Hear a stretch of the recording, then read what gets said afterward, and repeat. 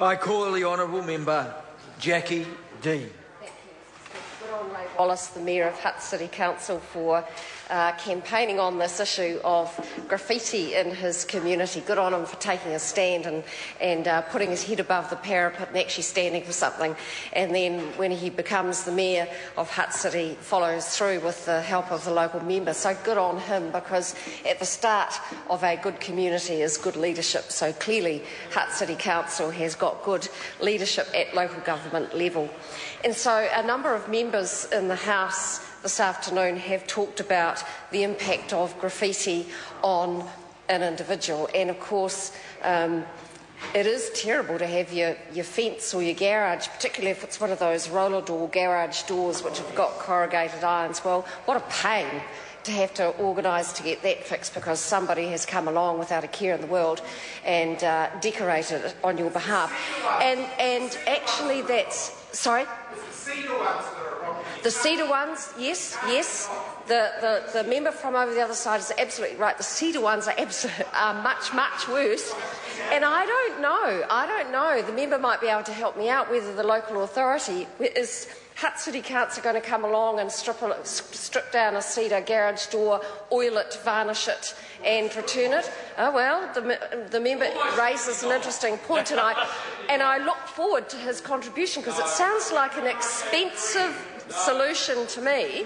So I think we will just stick to the roller door example, because that, I suspect, is more typical of the type of surface which is being graffitied. And so it is irritating to the extreme to an individual to have their private property defaced in this way.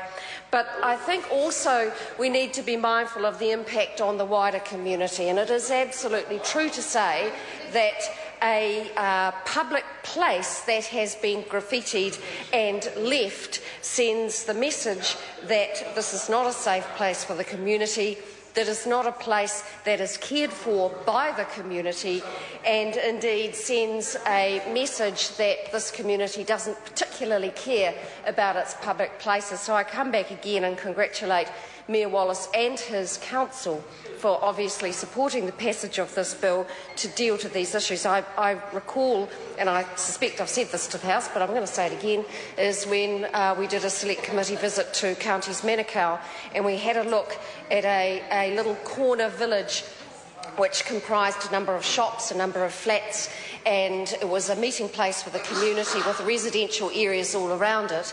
And that area was terrible.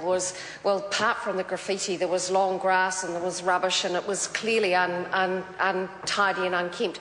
The graffiti was terrible. It was indecipherable, a lot of it, but some of it was obscene and clearly not a good signal for any of the local community. And so, as part of the Select Committee visit, we heard about how the local police and the community, including the council, got together and dealt to that graffiti, dealt to that little corner community, and now it is not only perceived to be a safer place, but it is in fact a safer place for people of all ages to go and do their shopping or go and meet, or whatever they do, go to the local park. And so, as well as the individual impact of graffiti, there is that wider message into the community. So the Local Government Environment Select Committee worked in a very collegial way on this bill, made a couple of minor amendments which have been rehearsed already in the House today. And with those words, I want to congratulate once again Ray Wallace. Good local leadership is really a significant thing for a community, and in doing that, commend the bill to the House. I call the honourable member Julianne Genter. Mr. Speaker. Thank you. It's a great pleasure to rise and speak on the third reading of the Hutt City Council Graffiti Removal Bill. I wasn't the Green Party member who was lucky enough to follow this bill through the Select Committee process and the House. That was my colleague Holly Walker, who previously noted and congratulated the Hutt City Council for its efforts to swiftly deal with vandalism, but also